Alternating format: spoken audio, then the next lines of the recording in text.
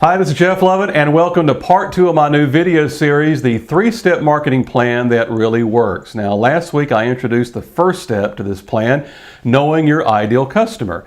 The first step is very critical to the success of your marketing plan because if you don't know as much as you can about who your ideal customer is, what they want, their fears, their dreams, etc., then it's almost impossible to know how to attract them to your business. Now for step number 2, I have invited my beautiful daughter, Madeline, to be my guest today. Madeline is a senior at Georgia Southern University. She is majoring in public relations, and she has also worked as a marketing consultant with several private and nonprofit groups in the Statesboro and Atlanta area. So she has some real-world relevant experience in this next step of my marketing plan, which is knowing what to say to your ideal customer.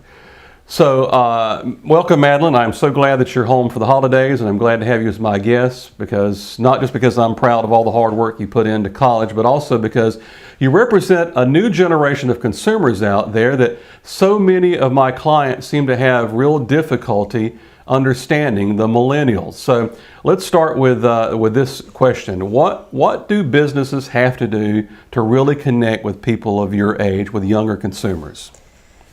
One recommendation that I would make for businesses that are trying to connect with younger consumers is to stay up to date on today's trends and to utilize social media.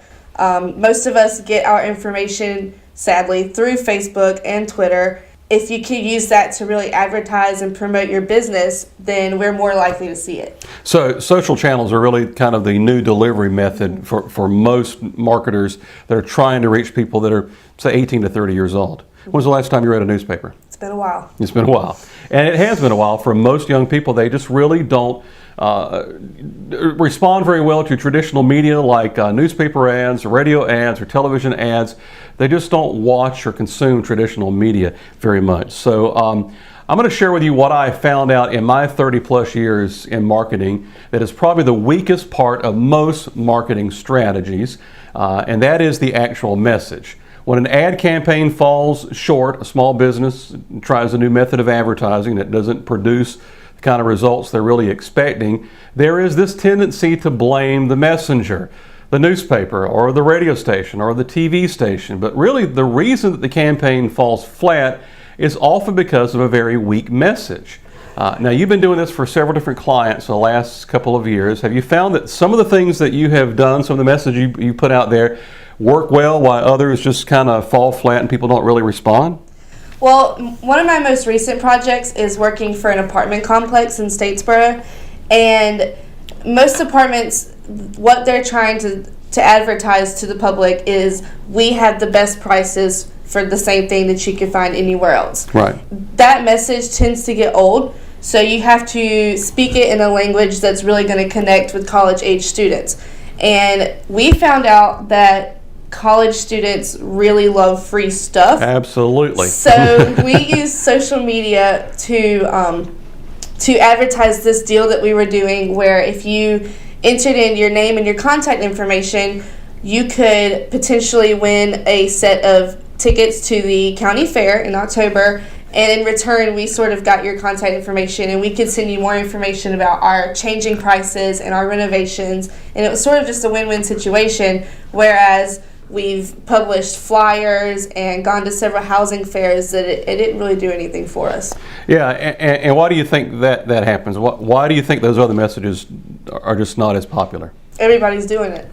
Well, that's true. Everybody is doing it. And that is one thing that you have to be different as a small business person, is you've got to find a niche and kind of swim against the tide a little bit. And now, if you want to craft a message to your prospects that really is going to grab their attention, you have to build on the previous marketing strategy point. And step 1 was finding out who your ideal customer is. So step number 2 builds on that to help businesses decide what to say in their marketing and their advertising to get the best response. The fair ticket giveaway worked better for you guys.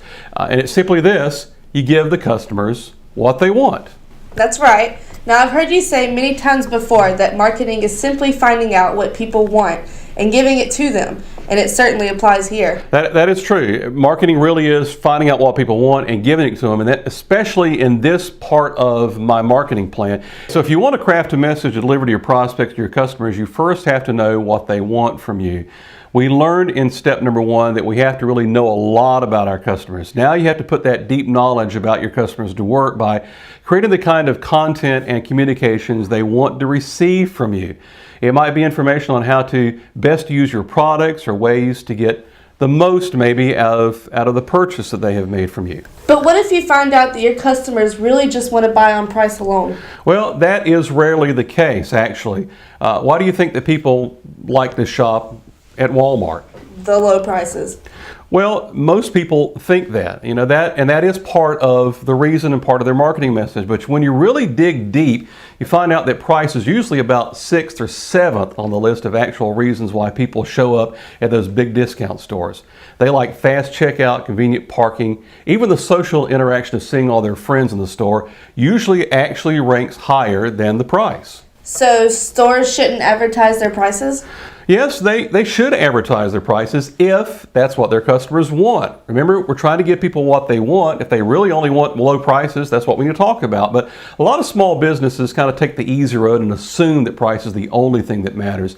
It's just easy to ignore the other factors that influence people's buying decisions. So part 2 of my plan is to use what you know about your ideal customer to create messages that speak to their wants and their desires, even to their fears about what might happen if they don't purchase your product or they don't purchase your service. Okay, but what about segmenting? Not everyone wants the same thing from a business. What then? Well, I think it's a great idea to put different customers into different market tracks. That's called segmenting, but that does require a little bit more knowledge about who they are, and it's more work on the part of the business person. So let's just say that you're a chiropractor and you have some patients that come to you for like back pain, some for neck pain. Some come to you just because they want to get a good massage, a couple of times a month, and you have got a massage therapist there. That's 3 different segments with 3 different wants. They don't really overlap. So you have to separate your customers into groups and design a message that speaks directly to each of these groups' wants. Remember, the goal here is to know what your customer wants from you and then to deliver it to them. And if you do that, well, then your marketing is going to be effective regardless of what delivery method that you choose for communicating with your customers. So that is step 2 of my marketing plan. So now let's talk a little bit about you. What are you going to be studying this coming semester? This is your last semester of your senior year. I'm going to be taking public relations campaigns, organizational management, public relations practicum, which is basically building a resume and a portfolio. I will also be taking event management, which I'm really excited about. And then I've got one more class I can't remember, and orchestra and all that kind of fun stuff. Right. Now, Madeline is a music minor, and she's actually played in professional orchestras this past semester. So that's kind of a dual interest, and it might be something you actually put to work. And I know that after graduation, you're planning on maybe even having a career where you work in public relations in a music-related field, right? Currently, I'm looking for an internship or an entry-level position with someone like Cincinnati Opera or the Kennedy Center in Washington, D.C. Those are big steps, but that's really what I want to be doing. Dream job. All right, so if you happen to be watching this and you work for the Cincinnati Opera or the London Philharmonic or something like that, then give Madeline a call, because she really would like to have a job and not have to come back and move into her old bedroom, right? Yeah, that doesn't sound fun. Now, next week, I'm going to talk about step number 3 of my 3-step marketing plan that really works, and that is, what is the best way to communicate with your customer? In step 1, we learn who our ideal customer is. In step 2, we've learned what to say to them, and now we need to know what to do to reach them, and that's coming next week, along with a new ebook that I've written on the 3-step plan that will help you kind of put everything that you've learned into action.